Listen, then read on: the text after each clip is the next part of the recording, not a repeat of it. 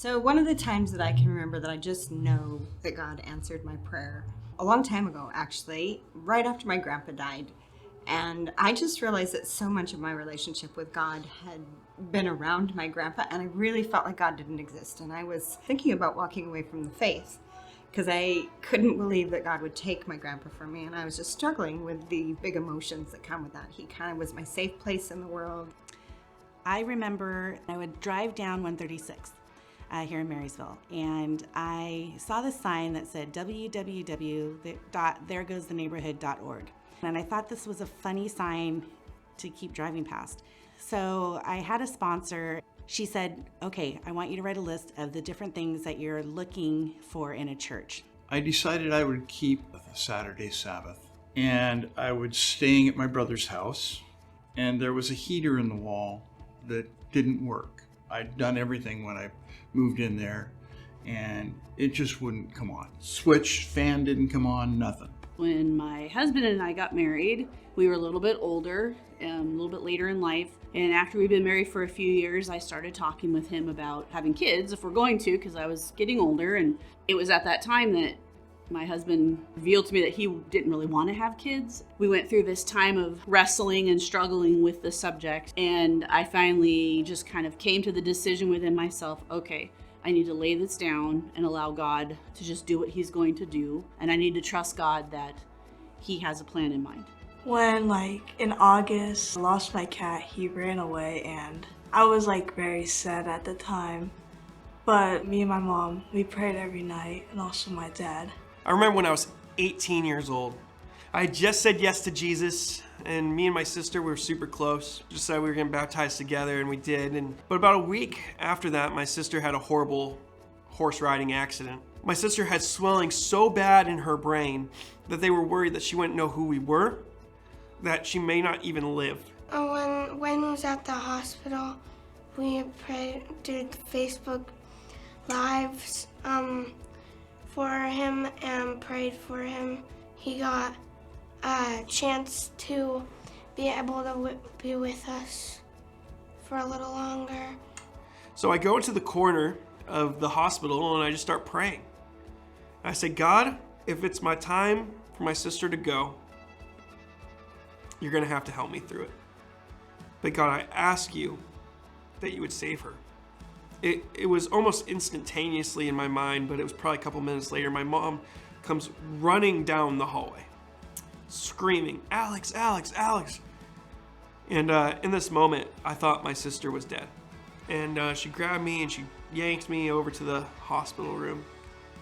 And there, I saw my sister sitting upright in no pain. After this prayer was answered, sat up, she was fine. She had some memory loss, but she knew who she was. She knew who her family was. I was going in to have some sinus surgery. They wanted to do pregnancy tests before I went in for surgery. And that's when I found out I was pregnant. The nurse went out and got my husband, and he came in and saw me standing there, dressed. And he said, "What's wrong?" And I said, "I'm pregnant." We stood there both in shock looking at each other, and it was like, okay. Went upstairs to the walk-in clinic just to verify. They did a blood test, and sure enough, I was pregnant. And then along, came my son, and telling my family, there were a lot of tears shed, a lot of joy, because everybody knew how much I wanted to have a child. I was writing and doing a ceremony, and something came to mind, and it was just kind of something that was eating at me. And whenever I get something like that, it's a feeling that I feel, and it's always kind of like a God shot. So I ended up pulling out my computer, type it in, and guess what? AC3.org. And apparently that was back in 2005, and our family's been here ever since.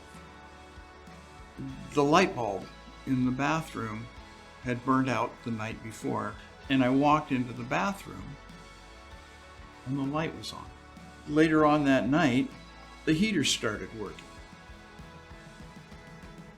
And here's the thing that really stuck out of how much God loves me. My youngest son got up before me out of bed, and he went into the kitchen, and I could hear my youngest son just kind of whimpering. So I come around the wall that separates the kitchen from the living room. And there's Nick standing. He's got a sleeper on, a one-piece sleeper on. He's standing on the stove. I grab him and I take him over to the sink to run his foot underneath the sink, cold water, but his foot was ice cold. I didn't even have to run it under cold water. It was ice cold. And I felt his other foot, and it was warm. After that, my mom one day, in the morning when I was doing my math class, she texted me Mittens was alive and they caught him. And I was like, whole body like, I never seen my cat in a long time. So basically the whole day I was thinking about my cat. And when I got home, he was there. It made me cry, seeing how much my cat has grown and how skinny he was. It got me worried. But now that he's back home, he's very comfortable, and I'm glad that he came home. He wasn't that old, and I thought he was super healthy, so it just caused a crisis of faith for me. But I had this conversation with God, and I said, God, you were the center of my grandpa's life, so if you're real, I'm going to give you 6 months of my undivided attention for you to prove yourself to me, and if not, I'm going to walk away. I joined a group called Youth with a Mission. I went onto the campus, and I was literally there 20 minutes before God answered that prayer. Just overwhelmingly washed over me. Just every moment of my time there, God proved himself so faithful and so present. So that weekend, I tried to honor God, to do what he'd said, to have a Sabbath. Not out of a legalistic way, but a way of just showing appreciation and trusting him. And he came through 3 times with the heater, the light bulb, and my son. He spoke to me every day. He just came to me in such a real way, and I just really needed God to answer that prayer, so I was super grateful. God answered our prayer to let him, let us be with him more.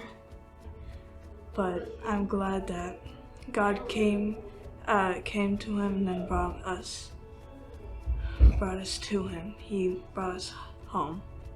Then getting to see his face for the first time on an ultrasound was just the most awe-inspiring moment of my life.